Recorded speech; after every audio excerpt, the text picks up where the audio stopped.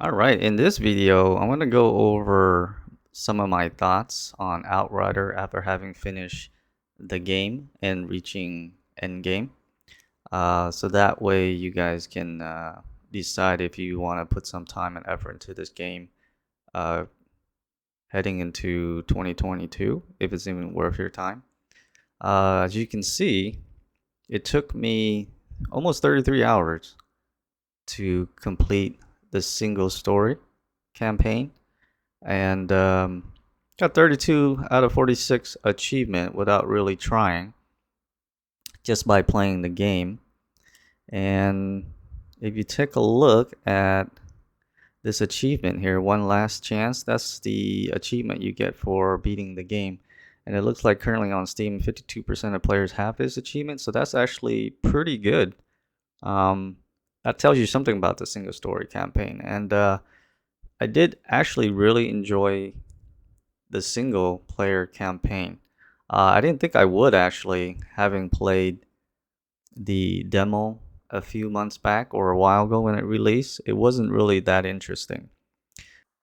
This game had a rough start. It was filled with bugs from what I gathered. I didn't buy this game originally because of the bad reviews, and having played the demo, it didn't look that good, and the story really didn't grab me. But with the new kind of update with the new horizon, I decided to give a shot, and also it was only like $15. So I was like, you know what, um, I'll give it a shot. And also I tried it on Game Pass, and I actually ended up liking it enough to purchase it on Steam for 15. So yeah, I ended up finishing it last night, and I would actually give it a recommended. I think it can be worth your time, and it's pretty enjoyable. And I'll go over the details when I boot up the game here. So when you boot up the game, you do get the option of choosing DirectX 11 or 12.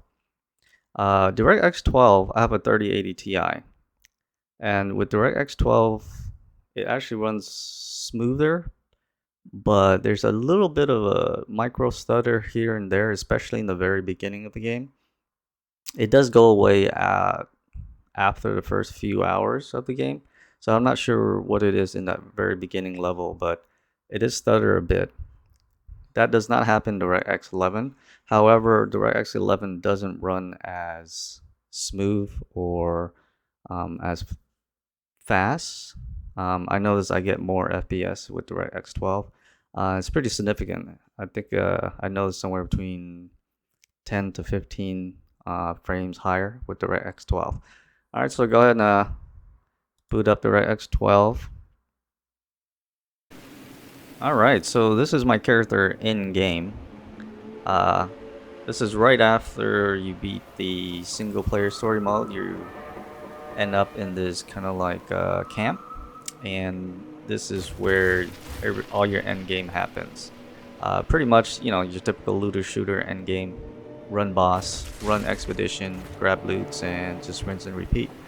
Um, I did play this game solo, beat the entire campaign solo, so it is possible to play this game solo if you're into that.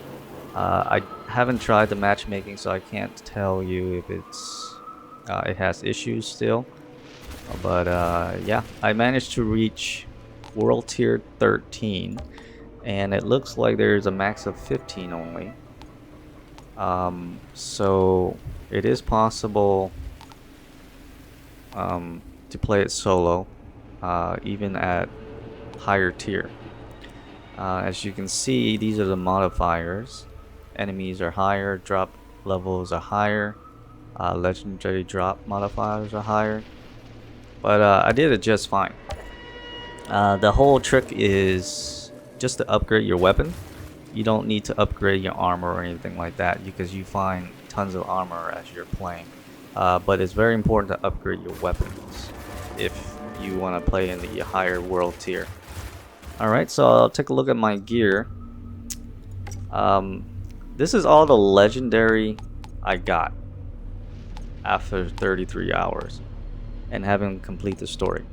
I did not find any legendary from loot chests or just random drop from monsters or boss. All the legendary that you see here, I actually got it through completing quest line, main story, and beating the game. So I'm not really sure if it's possible to get legendary from drops during single player.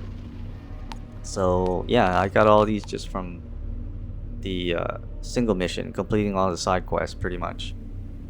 Um, now this move on to the skill tab. Now each character or each class you can only use 3 skills at a time. So really, depending on what gear you have, it's best to accompany them with those skills. As you can see here, the skills.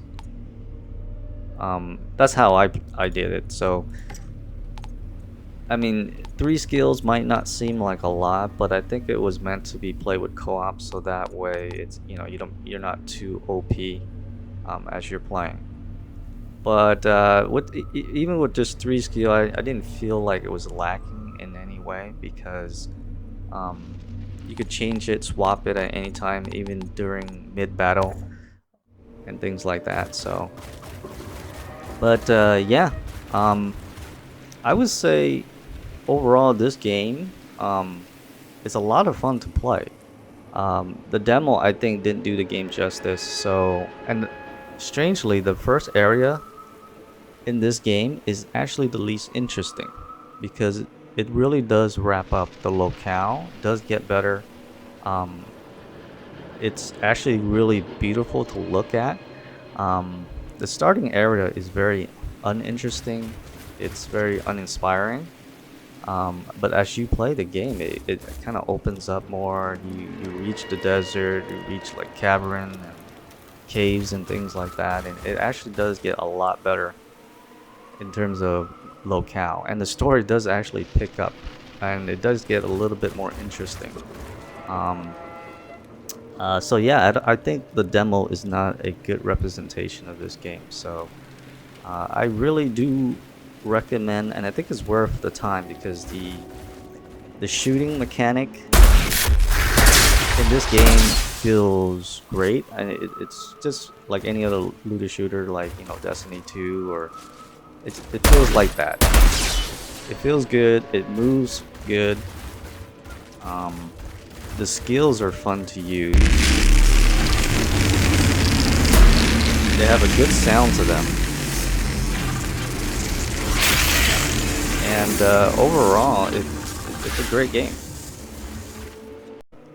Alright, so let's head over to the end game table and take a look at that. So this is pretty much all there is to the end game, is just expedition. You run through these expedition, you grab loots, kill bosses, and then after that you move on to the next locale, and then so forth and so forth. And as you unlock, you finally reach the boss, and then after that you're pretty much again just rinse and repeat, get better loot, and so forth and so forth. So that's the look of the end game table. Now let's go over. I didn't play this game on release, so I don't have any context how bad it was when it was initially released. So, but I can say right now the game feels good. I did get a few crashes during my 30 hours single player campaign in DirectX 12. So there is still some crash, a little bit of micro stutter in the beginning, but it's not anything game breaking. If I was to say this game does feel complete, I know a lot of my friends that got the game early said that it was incomplete, but after having finished the single story and stuff like that, I said this game feels complete. It took them about 8 months or so, so I think it's a good time to jump into the game now, because it's in a much better place. with the new Horizon update. I think if you like looter shooter like Destiny, uh, what's the other one from Ubisoft? God, I can't remember right now. But if you like those type of games, I think you're gonna like this game. I personally like this game better because it has a more gritty look to it, kind of like a darker tone. And I love the design of all the guns because they look all really unique. Like this sniper rifle I just got looks awesome. This rifle here, they all have a really great design to them, and I love the dark, kind of like darker tone to it. Aesthetically, everything just looks awesome. So yeah, I think overall, I do recommend this game. I think it's worth your time to give it a shot, and it's much cheaper now. So it's also available on Game Pass, so you can try that out as well. All right, so that wraps up this video. I hope you enjoyed it, and thanks for if you're still this far. I think appreciate it, and um, I took a 6 year hiatus, so if you gotten this far and still here, appreciate it. And if you could support this video, that would be greatly appreciated. Again, thanks for watching, and hopefully see you on the next one. Take care. Bye.